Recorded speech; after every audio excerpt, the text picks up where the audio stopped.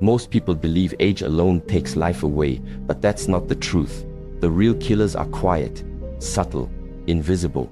They show up as daily habits, emotional patterns, and silent neglects. It's not the body that gives up first, it's the mind, the spirit, the loss of purpose. And by the time the symptoms appear, it's often too late. This isn't about fear, it's about awareness. Because once you see these hidden forces clearly, you can push back and add years, not just to your life, but life to your years. Stay until the end. The final reason is the most overlooked, and the one that matters most. Inflammation, the fire you ignore. Most people over 60 are walking around with a fire inside of them, and they don't even know it. Not the fire of passion, not the fire of drive, the fire of inflammation. Silent, chronic, unseen but relentlessly burning through tissue, nerve endings, blood vessels, joints, and even the brain. And because it doesn't scream immediately, people ignore it. They normalize the symptoms. They say it's just part of getting older.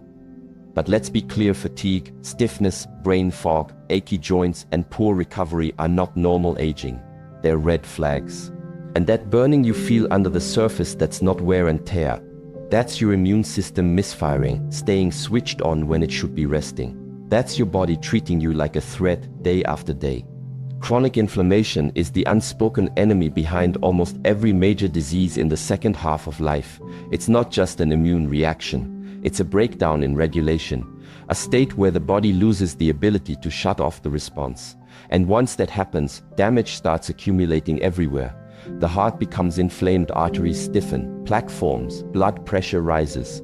The joints swell and break down, leading to arthritis, limited movement, and pain without a cause.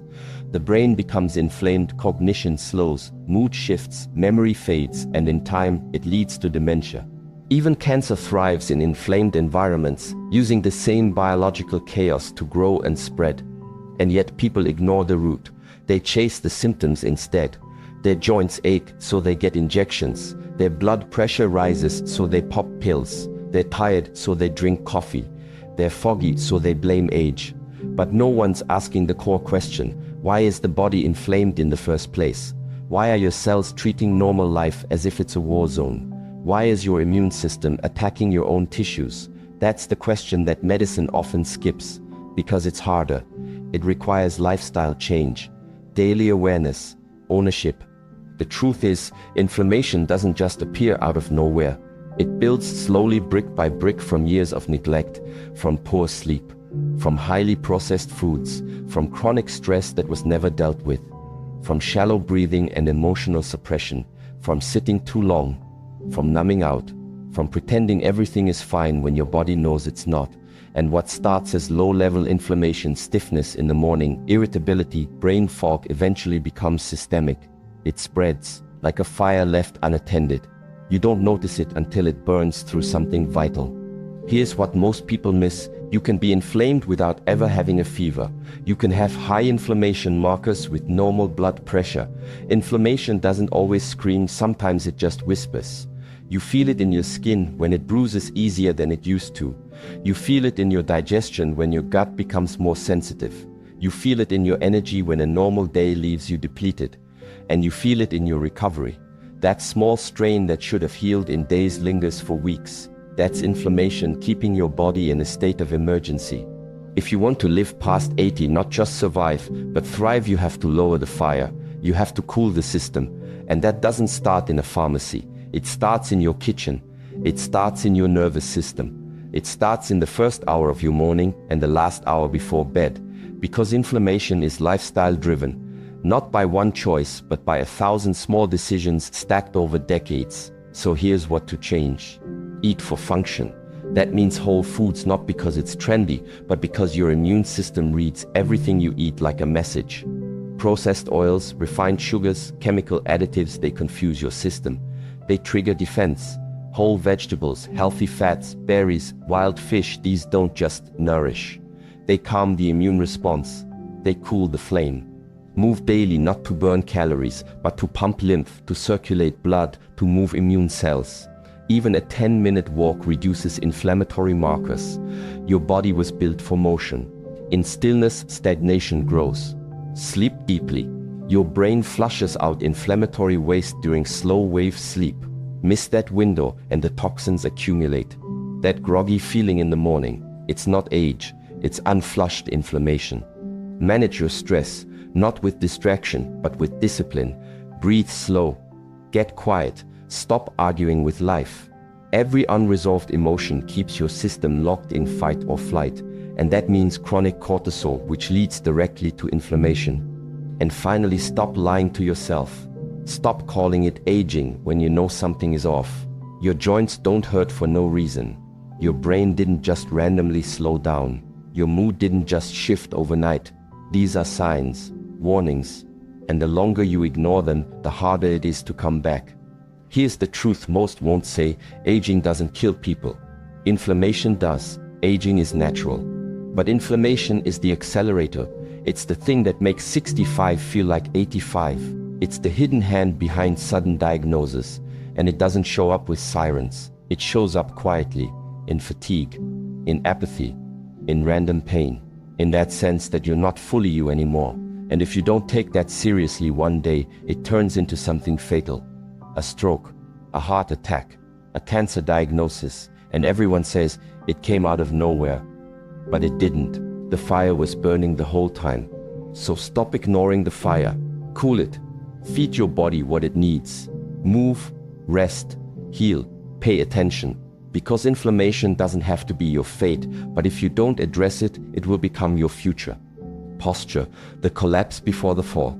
Most people don't lose their independence because of disease. They lose it because their body collapses.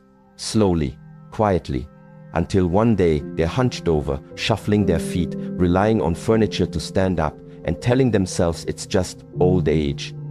But let me tell you something hard that most doctors won't. You don't need a cane because of your age.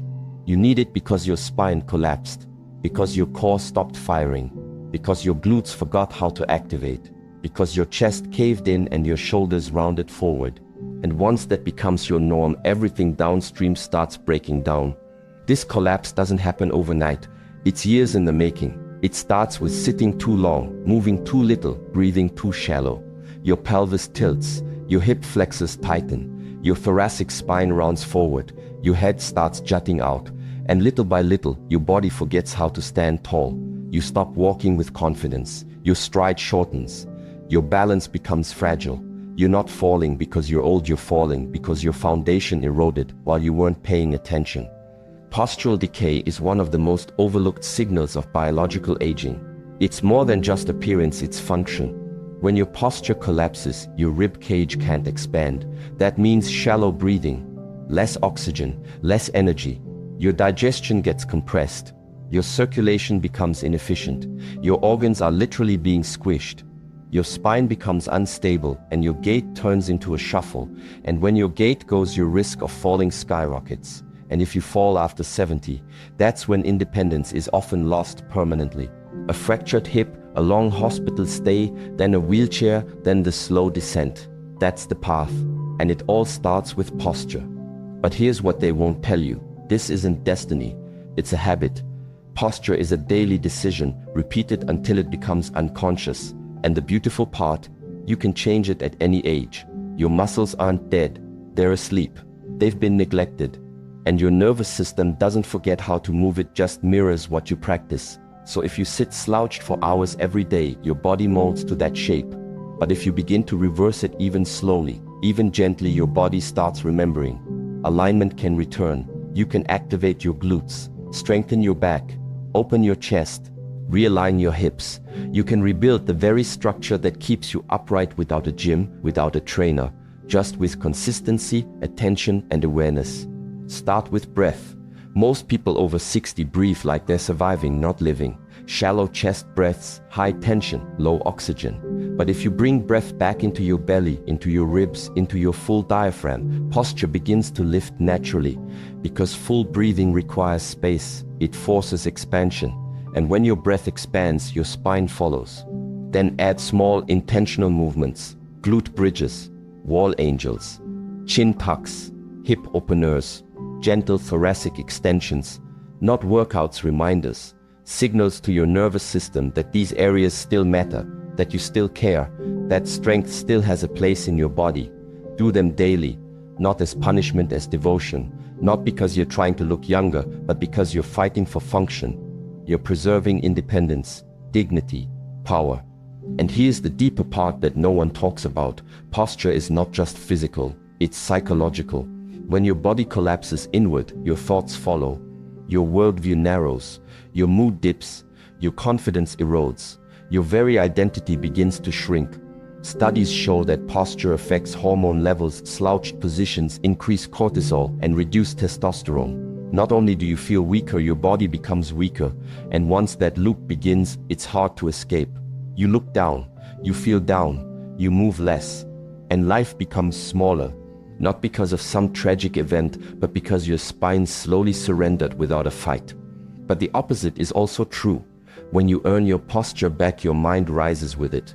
When you stand taller, you think more clearly, you breathe more deeply, you feel more capable, and people treat you differently too. No one says it, but everyone sees it. Strong posture communicates vitality. Weak posture signals decline, and the world responds accordingly. That's why this isn't just about preventing falls. It's about reclaiming presence, reclaiming you. So if you've been ignoring your posture, stop. Don't wait until you need a cane to realize your foundation is crumbling. Start now. Sit with intention. Walk with awareness. Breathe with fullness. Stretch the front of your body. Strengthen the back. And remind yourself daily, this structure is yours to rebuild. Every day you delay, gravity wins a little more. But every day you fight, alignment comes back. Strength returns. Clarity returns. And your future shifts. Because aging doesn't kill you, collapse does. The kind of collapse that happens so slowly, you don't notice it until it's too late. But it doesn't have to be that way. You can rise. You can rebuild. And the moment you do, your body won't just feel different. You will be different. Isolation, the silent killer. As we age, something dangerous begins to happen, not all at once, but slowly, subtly, over time. We start to shrink our world. We stop initiating plans. We stop picking up the phone. We say no more than we say yes. We retire not just from our careers, but from connection. We go from full social calendars to quiet routines, from being around people every day to spending hours alone. And without even realizing it, we begin to disappear from our own lives. Not physically, but emotionally. Not visibly, but biologically. And that's when the real damage starts, because isolation, more than almost any other invisible force, is deadly. Let's be clear, you can be surrounded by people and still be isolated. You can live with family and still feel alone. Because emotional isolation isn't about proximity, it's about connection. It's about whether someone truly sees you, whether anyone checks in on your thoughts, whether your life is part of a shared reality or just a private loop of silence. And as this emotional detachment grows, the consequences become more than just psychological. They become physiological. According to the National Institute on Aging, social isolation increases mortality risk by up to 30%. That's not a feeling, that's a death sentence waiting in the shadows. Why? Because isolation doesn't just hurt, it changes your body's chemistry. Cortisol rises. Inflammation follows, immune function plummets, brain activity slows, memory begins to slip, and depression sinks in, not because of trauma, but because the body starts responding to a lack of emotional stimulation as if it were starvation. Because in a way it is. You're starving for interaction, for significance, for resonance, and your biology doesn't take that lightly. Humans are social animals. We are biologically wired to connect, to be seen, to be heard, to be mirrored. Your nervous system from birth to death requires other people to regulate itself. A baby dies without touch. An elder dies faster without attention. That never stops. Your biology doesn't retire from connection just because you do. If no one sees you, your nervous system becomes dysregulated. Your stress levels remain elevated. Your healing slows down. And most critically, your motivation withers. You start to care less. You stop moving as much. You eat worse. You sleep lighter. You skip the walk, the stretch, the call, because what's the point? No one's watching. No one's asking. And your brain adapts to that loneliness like a muscle adapts to disuse. It begins to atrophy. You forget names. You lose interest in stories. You stop sharing. And slowly, the color drains from your inner life, not because you're broken, because you're disconnected. But here's what most people don't realize. The moment you reconnect, even in the smallest ways, your biology starts to reverse. When you laugh, when you share space, when you tell a story to someone who listens, your cells come alive. Your heart rate steadies. Your digestion improves. Your immune response strengthens. Your focus returns. Why? Because you've re-entered the human feedback loop. You're no longer alone in the forest of your own mind. Someone else is there, witnessing, reflecting, mirroring your aliveness back to you. That's not nice. That's necessary. And if you're over 60, this is not a side note. This is a primary health strategy. Forget supplements. Forget anti-aging creams. If you want to live longer and stronger, build relationships. Reconnect. Expand your emotional footprint. Volunteer at a shelter. Mentor someone younger. Join a book club, a choir, a walking group. Not for entertainment, for survival. Connection is your medicine now, and you need to take it daily. Don't believe the lie that your social chapter is over, that making new friends is for the young, that your best stories have already been shared. They haven't. There are people out there who need your wisdom, your humor, your scars, your perspective, but they can't find you if you disappear. You have to show up. You have to be findable. And yes, it takes effort. Yes, it's awkward at first. Yes, you feel rusty. But what's the alternative? Sitting alone in silence, convincing yourself that your presence doesn't matter, that no one would notice if you vanished. That's not aging. That's surrender. And you were not born to surrender. So ask yourself honestly, when was the last time someone really heard you? When was the last time you laughed with another human until your eyes watered? When was the last time someone asked how you're doing and waited long enough for a real answer? If it's been a while, don't wait for the world to knock on your door. Go knock on theirs. Be the one who calls. Be the one who shows up. Be the one who says, I'm not done connecting yet. Because here's the hard truth. Once the social world dies, the physical body follows. Your muscles weaken. Your memory fades. Your sleep becomes shallow. And your emotional center, the spark that makes life worth living, dims. But here's the good news. Connection can bring it back. One conversation. One shared meal. One walk. One moment of being seen, that's all it takes to start restoring what was lost. Don't let this culture of isolation swallow you. Don't settle for small talk and empty days. Fight for depth. Fight for laughter. Fight for friendship. Because connection isn't a bonus at this stage in life, it's your lifeline. And you are still here, still needed, still capable of creating joy. But only if you choose not to vanish. Stagnation, the brain you stop using. People blame aging for everything. The fog, the forgetfulness, the slow reaction time, the hesitation in speech. They assume it's all just part of growing old. But the truth is harsher and far more important. Most of what you call aging isn't about time. It's about neglect. It's about stagnation. Because the brain doesn't stop working because you got older. It stops working because you stopped using it. The research is clear. Not all memory loss is neurological. Much of it is behavioral. When you stop learning, your brain starts pruning. When you stop solving unfamiliar problems, it stops building new pathways. When you stop using your hands and eyes in coordinated, challenging ways, your motor cortex becomes sluggish. And when there's no new input, no friction, no demand, no real learning, the brain doesn't just get bored. It atrophies. Neurons disconnect. Synapses fade. Your capacity doesn't vanish, it rusts. And once that rust becomes your baseline, you'll start mistaking it for your identity. Let's be blunt. Your brain is not old. It's unused. Most people hit 60, retire, and unconsciously retire their minds at the same time. They fall into routines. They eat the same meals, read the same headlines, watch the same shows, talk to the same 3 people. They confuse comfort with stability, and in doing so, they enter the most dangerous state a human can be in, cognitive autopilot. Everything becomes predictable, safe, familiar, and because nothing stretches their awareness, nothing grows. Here's what no one tells you. Your brain is designed for tension. It grows through effort, through confusion, through trial and error, through making sense of new patterns. And if you're not doing something regularly that makes your brain uncomfortable, then you're not growing. And if you're not growing, you're dying, not metaphorically, but neurologically. The frontal lobe shrinks, the hippocampus weakens, neuroplasticity slows, and that's when people start slipping. They forget names, they blank out mid-conversation, they start repeating stories. And before long, the fog settles in, not because the brain is broken, but because it's unchallenged. Crossword puzzles are not enough. Sudoku is not enough. These are maintenance tools, not growth tools. What your brain needs is novelty. It needs new movement, new language, new rhythms, new skills that require you to fail at first, adapt and try again. This is how you rebuild gray matter. This is how you wake up dormant circuits that haven't fired in years.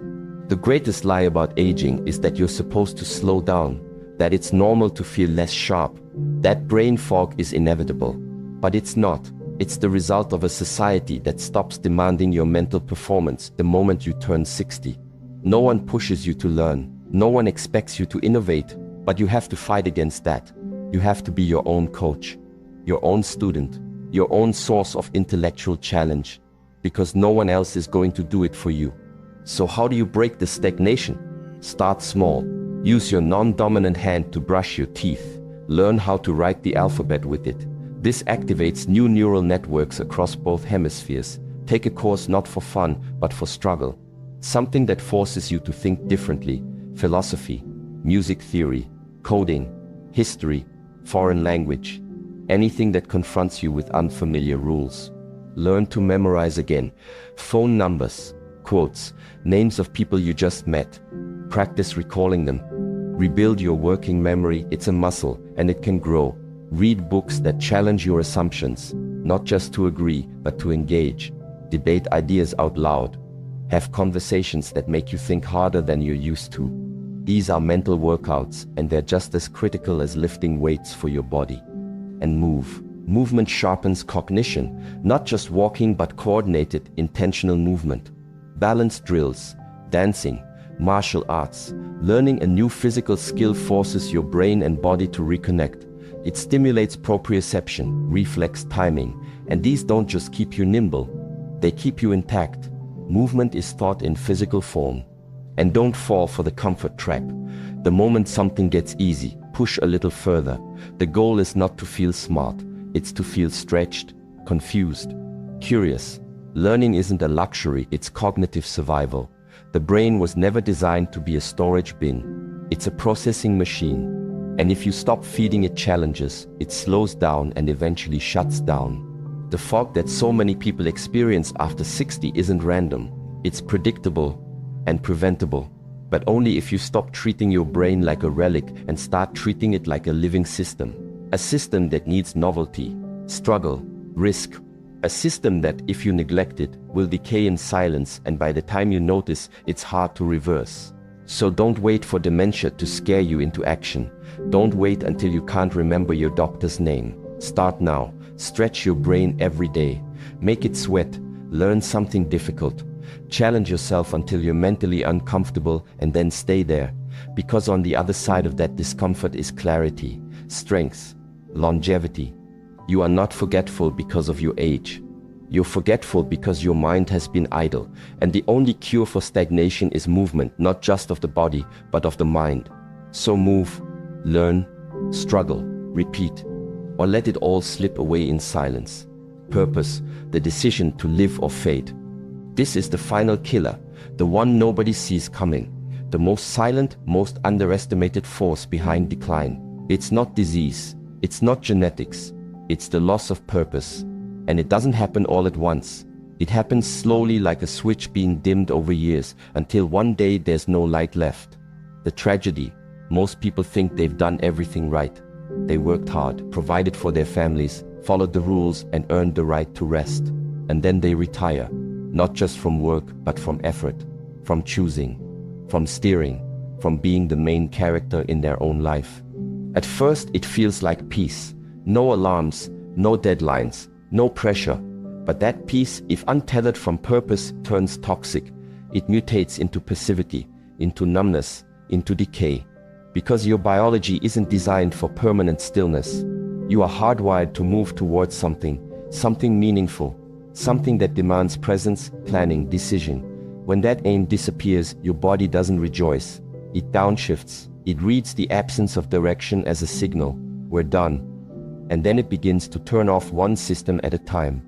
Digestion slows, hunger fades, hormones drop, sleep becomes lighter, reaction time dulls, muscles begin to waste, healing takes longer, the brain stops building new cells, all because the internal systems don't see a reason to stay sharp. They assume the story has reached its final act, and in many ways it has not because of age, but because of choice. Not choosing is a choice, and that choice leads to silent surrender. You see it everywhere. People who once led families, companies, movements, now sitting on couches for hours a day, scrolling, watching, fading. They go from creators to consumers, from leaders to bystanders. They stop using their voice, stop standing for anything, and slowly the body mirrors the mind. The spine collapses, the eyes dim, the walk becomes slower. There's no fire left, not because it was taken, but because they stopped feeding it. But there's another path. The people who live longest and live well aren't just the ones with perfect labs or strong genetics. They're the ones with reasons. Reasons to get up. Reasons to show up.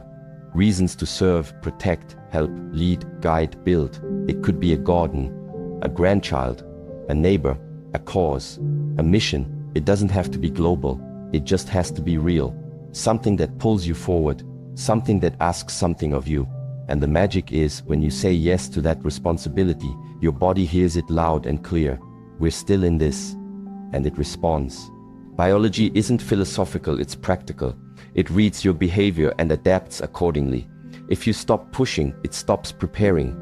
If you stop choosing, it stops supporting. But when you take back ownership, even over something small, like your walk, your hydration, your breath, the system reactivates. Cells start communicating more clearly. Hormones stabilize. Focus returns. Healing improves. That's not willpower. That's biological alignment. Purpose is fuel at the cellular level. So let's be precise. Retiring from stress is good. You've earned that. But don't retire from leadership. Don't retire from vision. Don't retire from responsibility, especially over your own state. Because once you hand that over to routine, to convenience, to the default, your life stops expanding. And when life stops expanding, it starts closing in. The calendar gets smaller. The emotions get flatter. The days blur together. And time starts slipping through your fingers, not from speed, but from sameness. You were not designed for that.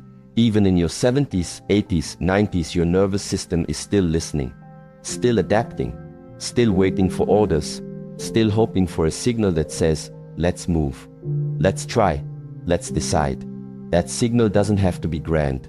It can be as simple as choosing to mentor someone, as humble as learning a new skill, as steady as walking every day and making it non-negotiable. But it must come from you.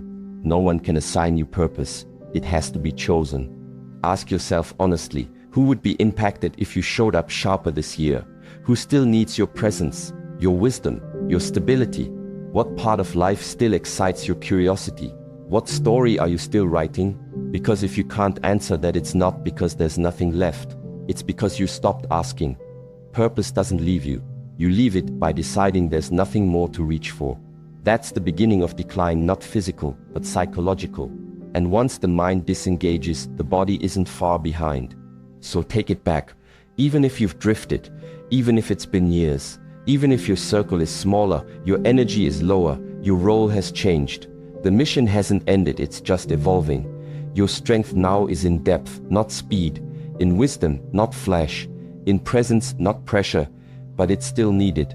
The world still needs elders who choose to lead, not just sit.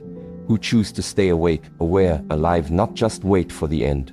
Because here's the final truth. Once you stop steering your life, your timeline shortens fast. You don't get those years back, and you don't realize how much you gave up until your body forgets how to fight for them. So make the decision, not just to exist, but to live. Not just to last, but to lead. Pick a direction, any direction, but make sure it's yours. And the moment you do, the body will follow. And you won't fade, you'll ignite. You don't live long by accident. You live long because you resist the slow death of comfort, isolation, weakness, and mental retreat. So if you're past 60, this is not your wind down phase. This is your final masterpiece. Create it with intent. Walk stronger, stand taller, think deeper, connect harder, and life like someone who plans to be here strong, sharp, and present well beyond 80.